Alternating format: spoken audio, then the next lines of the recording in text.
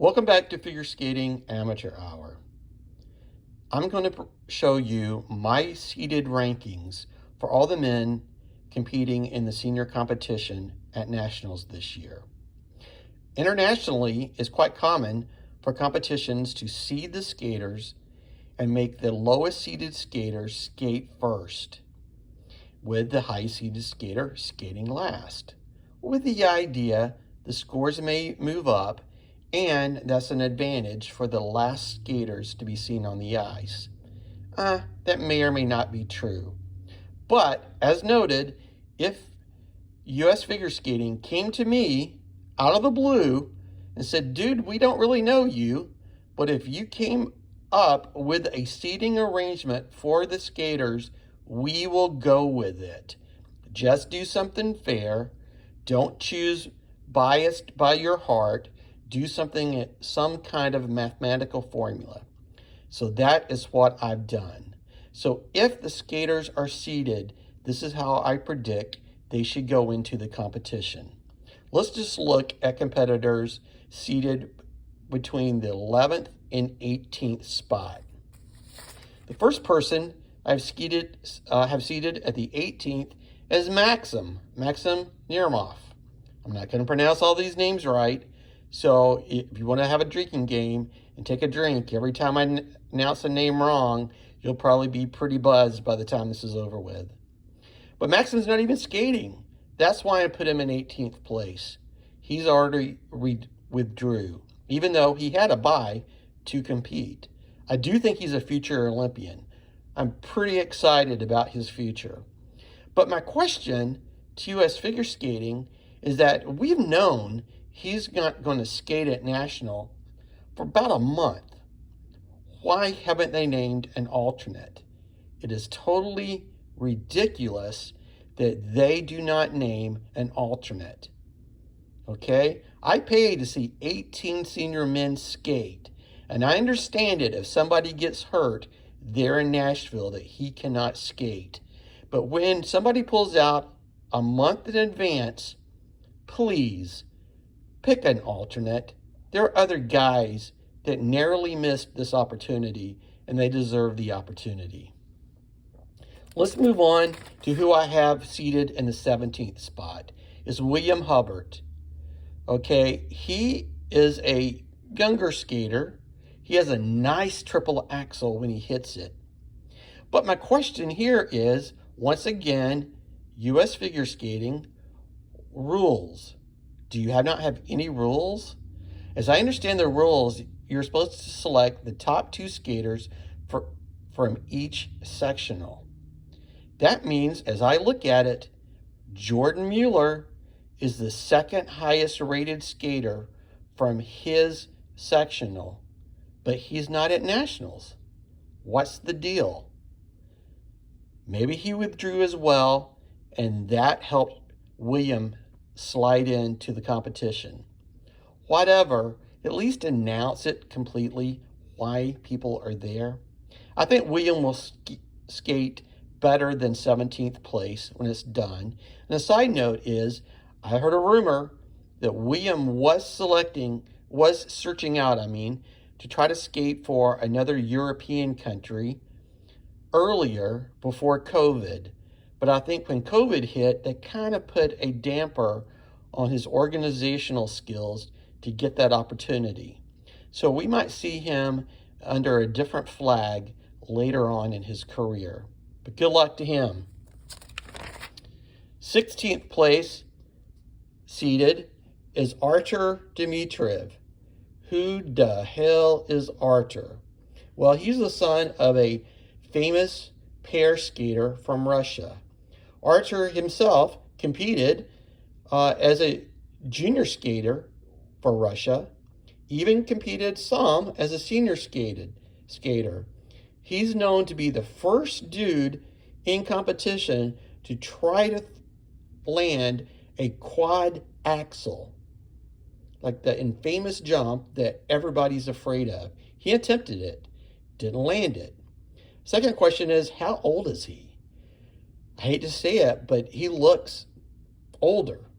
I looked him up. He's 29 years old. And I watched his qualifying competition. I'll be honest, it looked like he was just skating to music and making it up as he goes. But he can land some pretty nice jumps. It wasn't consistent, but I think now that when he found out he qualified for nationals, we might see a totally different skater on the ice. So I'm kind of excited to see what he's going to pull off, what he's going to do in Nashville. 15th place with a big frowny face is Den Tran. Why a frowny face? Because I really am biased and would love to have him seated much higher in the competition. But I think COVID affected his training.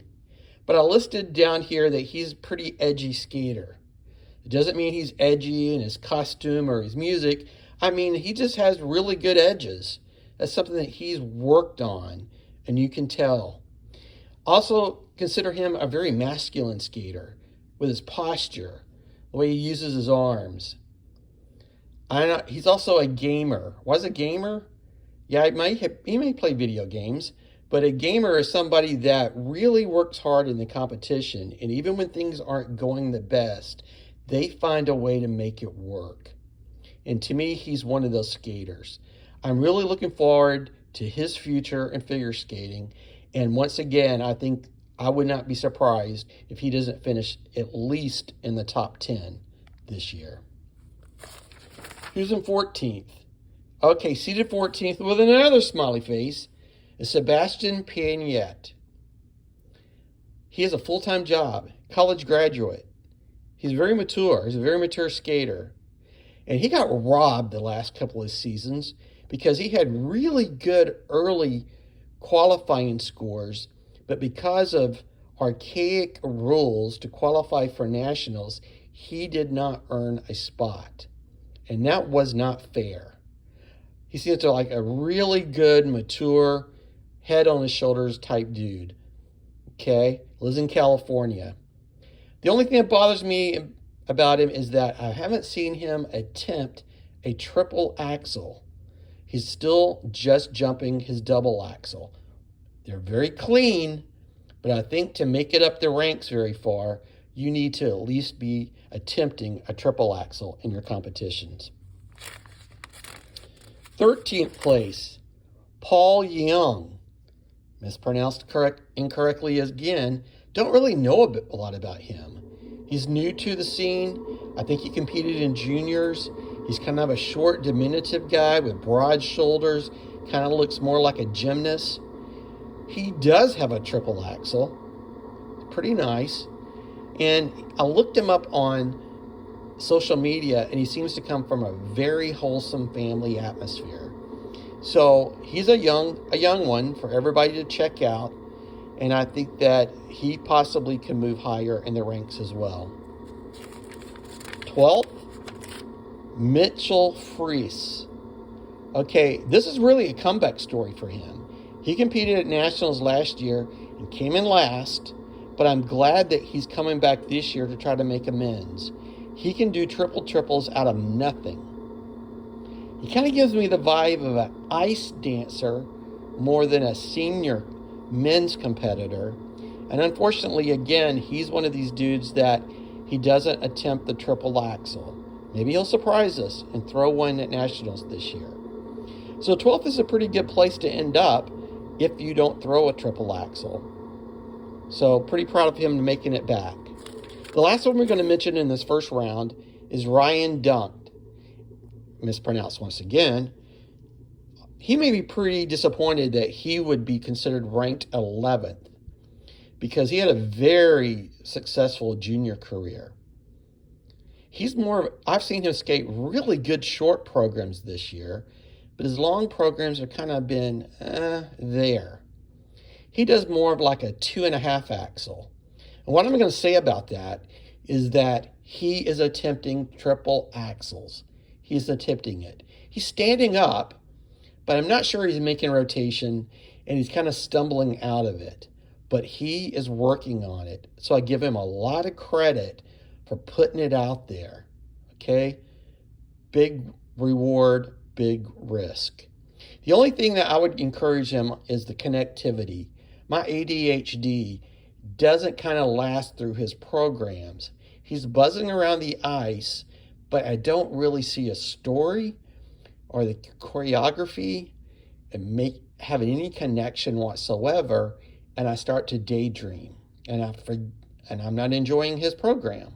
So I would work on that a little bit if I was him. But 11th place still is not that bad if that's where he were to end up overall. That's the end of our first segment of our first group. I will get into the top 10. I know all these guys, if they found out they're on my top 10 list, that they're going to be pretty pumped because my credibility is on the line. We'll see that in the next video. Thanks for tuning in, all 2.5 of you.